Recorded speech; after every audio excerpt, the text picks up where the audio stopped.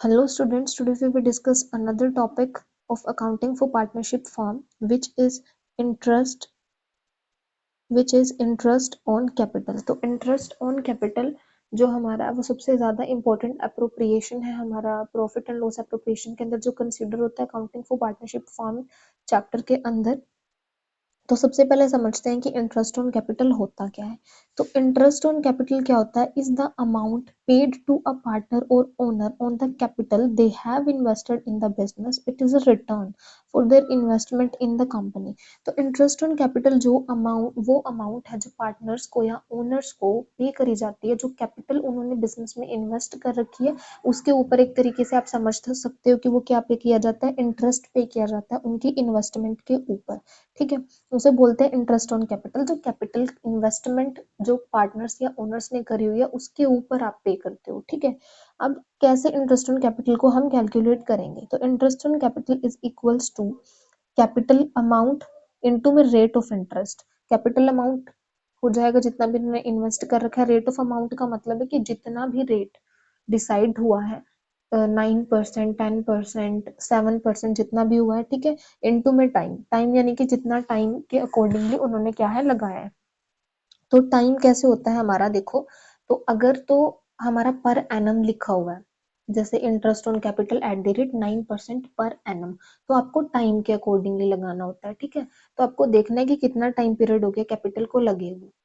ठीक है, उसके बाद अगर पर एनम नहीं लिखा तो आप पूरे साल का कैलकुलेट करोगे, बेशक चाहे कितना ही टाइम हुआ हो कैपिटल को लगाए हुए, पर आप पूरे साल का कैलकुलेट करोगे। तो सेम तरीका तो सेम यही चीज जो है इंटरेस्ट ऑन ड्रॉइंग में भी होती है और इंटरेस्ट ऑन कैपिटल में भी होती है। तो टाइम को भी आपको कंसिडर करना है, इनटू में टाइम हो जाएगा।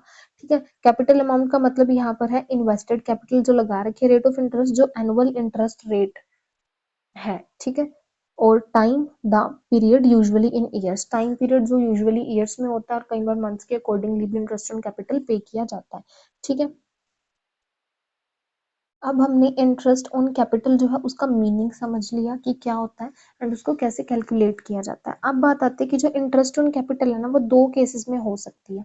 पहला, या तो ये अप्रोप्रिएशन हो सकती है, दूसरा या फिर ये चार्ज हो सकता है इंटरेस्ट ऑन कैपिटल। तो अगर तो ये अप्रोप्रिएशन है तो क्वेश्चन में क्या होगा, आपको सीधा सीधा दिया होगा।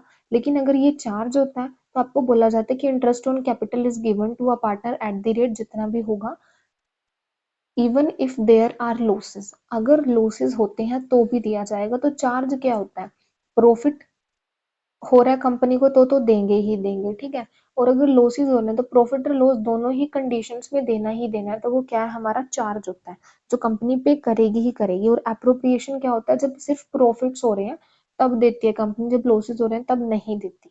ठीक है, तो एप्रोप्रिएशन अगर है हमारा, interest on capital is treated as an appropriation of profit. It is paid only if the business has sufficient profit. अगर business के sufficient profit है तभी इसको पे करेंगे। अकाउंटिंग ट्रीटमेंट हमारा एप्रोप्रिएशन के अंदर क्या रहता है, तो इसको एक एक्सपेंस माना जाता है, बिजनेस का expense, reduced from the profits of business. Business के जो प्रॉफिट्स हैं उसमें से इसको रिड्यूस करते हैं हम। ठीक है, और charge to the profit and loss appropriation account. जो profit and loss appropriation account बनाते हैं तो उसमें डेबिट साइड लिखते हैं ना इंटरेस्ट ऑन कैपिटल। ठीक है, तो वो क्या है हमारा एक उसको क्या किया जाता है, profit and loss appropriation account में चार्ज किया जाता है। ठीक है, एप्रोप्रिएशन का मतलब वो आइटम्स जिनकी आप पेमेंट करते हो जब बिजनेस को क्या होता है, सिर्फ प्रॉफिट्स हो रहे होते हैं। ठीक है, उसके बाद हमारे पास आता है अगर चार्ज है। चार्ज के केस में मैंने आपको बता दिया कि चाहे प्रॉफिट्स हो रहे हैं चाहे लॉसेस हो रहे हैं, बिना ये देखे कि प्रॉफिट है या लॉस है, कंपनी को पे करना ही करना है। ठीक है, फर्म को पे करना ही करना है इंटरेस्ट ऑन कैपिटल। ठीक है, तो अकाउंटिंग ट्रीटमेंट क्या रहता है इसके लिए हमारा, इसको बिजनेस एक्सपेंस माना तो जाएगा, पर जो आपका चार्ज है इंटरेस्ट ऑन कैपिटल, अगर आपका चार्ज है तो आप उसको प्रॉफिट एंड लॉस अकाउंट में ट्रीट करोगे पहले। ठीक है, जो प्रॉफिट एंड लॉस अकाउंट है वो बनाओगे आप। प्रॉफिट एंड लॉस अकाउंट में जो आपका प्रॉफिट है उसको ब्रोड डाउन करोगे आप।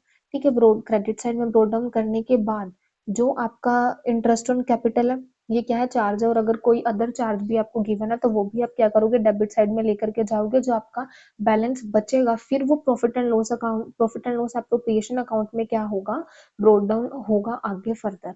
ठीक है, तो पहले पी एंड एल अकाउंट में एडजस्टमेंट करी जाएगी प्रॉफिट की। अदरवाइज अगर कोई चार्ज गिवन नहीं होता तो हम डायरेक्टली क्या करते हैं, पी एंड एल एप्रोप्रिएशन में ब्रोट डाउन कर लेते हैं। बट इफ कोई चार्ज गिवन है तो प्रॉफिट एंड लॉस अकाउंट में आप क्या करोगे, उसको पहले ब्रोट डाउन करोगे, चार्जेस को क्या करोगे, डेबिट करोगे, और उसके बाद जो आपके पास बैलेंस बचेगा उसको P and L appropriation account में आप क्या कर दोगे, फिर ट्रांसफर कर दो।